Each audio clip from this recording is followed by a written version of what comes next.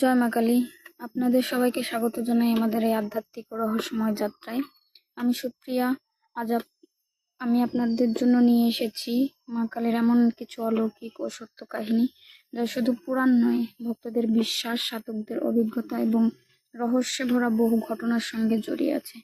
আজকের এই দীর্ঘ গল্পে আমরা জানবো কিভাবে জন্ম হয়েছিল মা কালীর ভয়ঙ্কর রূপ, কেন তিনি শ্মশানে বাস করেন, কেন বেরিয়ে থাকে তার জিহ্বা, আর কেন আজও বহু মানুষ বিশ্বাস করেন বিপদের সময় মা কালী নিজে তার সন্তানদের রক্ষা করতে আসেন। তাই ভিডিওটি শেষ পর্যন্ত অবশ্যই দেখবেন। আর যদি আপনি মা কালীর ভক্ত হন তাহলে কমেন্টে লিখুন জয় মা কালী, চোখ বন্ধ করুন, মায়ের নাম নিন, আর শুরু হোক আজকের সেই ভয়ঙ্কর অথচ ভক্তিময় কাহিনী। তখন রাত গভীর, চারিদিকে শুধু অন্ধকার, শ্মশানের আগুন প্রায় নিভে এসেছে। হঠাৎ সেই নির্জন স্থানে এক সাধক দেখতে পেলেন এক ভয়ঙ্কর নারী, খোলা চুল, গলায় মুন্ডমালা, রক্তে রাঙা জিহ্বা। তিনি আর কেউ নন, স্বয়ং মা কালী। কিন্তু মা কালী কি শুধুই ভয়ঙ্কর? না, তিনি যেমন ধ্বংসের শক্তি, তেমনি সন্তানের রক্ষা করতে। তিনি যেমন মৃত্যু, তেমনি নতুন জীবনের সূচনা। আজকের এই দীর্ঘযাত্রায় আমরা জানবো মা কালীর এমন কিছু সত্য কাহিনী, যা শুনলে শরীর শিউরে উঠবে আর মন ভরে যাবে ভক্তিতে। রক্তবীজের ভয়ঙ্কর যুদ্ধ। অনেক হাজার বছর আগে অসুরদের অত্যাচারে দেবলোক কেঁপে উঠেছিল। সেই অসুরদের মধ্যে সবচেয়ে ভয়ঙ্কর ছিল রক্তবীজ। তার এক অদ্ভুত শক্তি ছিল। তার শরীর থেকে যত ফোঁটা রক্ত মাটিতে পড়ত, সেই রক্ত থেকে জন্ম নিত আরেক রক্তবীজ। দেবতারা তাকে যত আঘাত করতেন, সে তত বেড়ে যেত। দেবলোক ধ্বংসের মুখে পড়ে গেল। তখন দেবতারা মা দুর্গার কাছে সাহায্য চান।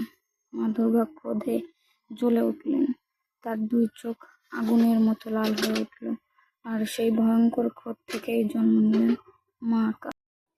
মায়ের রূপ ছিল ভয়ঙ্কর, খোলা চুল, 4 হাত, গলায় কাটা মুন্ডের মালা, হাতে রক্তমাখা খড়গ। তার গর্জনে আকাশ কেঁপে উঠল। অসুরেরা ভয় পেয়ে গেল। তারপর শুরু হলো ভয়ঙ্কর যুদ্ধ। মা কালী একের পর এক অসুরকে ধ্বংস করতে লাগলেন। কিন্তু রক্তবীজকে আঘাত করলেই নতুন অসুর জন্ম নিচ্ছে।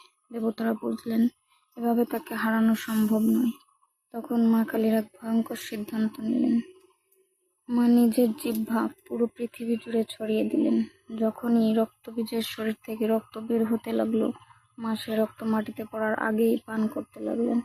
এক ফোঁটা রক্ত মাটিতে পড়তে দিলেন না।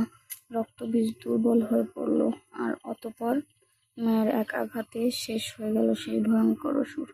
সেদিন দেবতারা বেঁচে গিয়েছিলেন, কিন্তু যুদ্ধ শেষ হওয়ার পরও মা কালীর ক্রোধ থামেনি। তিনি তাণ্ডব নৃত্য শুরু করলেন। পৃথিবী কাঁপতে লাগলো, সমুদ্র উত্তাল হয়ে উঠল, স্বর্গে আতঙ্ক ছড়িয়ে পড়ল। তখন দেবতারা মহাদেব শিবের কাছে সাহায্য চান। শিব জানতেন মায়ের ক্রোধ থামানো সহজ নয়, তাই তিনি নিজেই মায়ের পথে শুয়ে পড়লেন।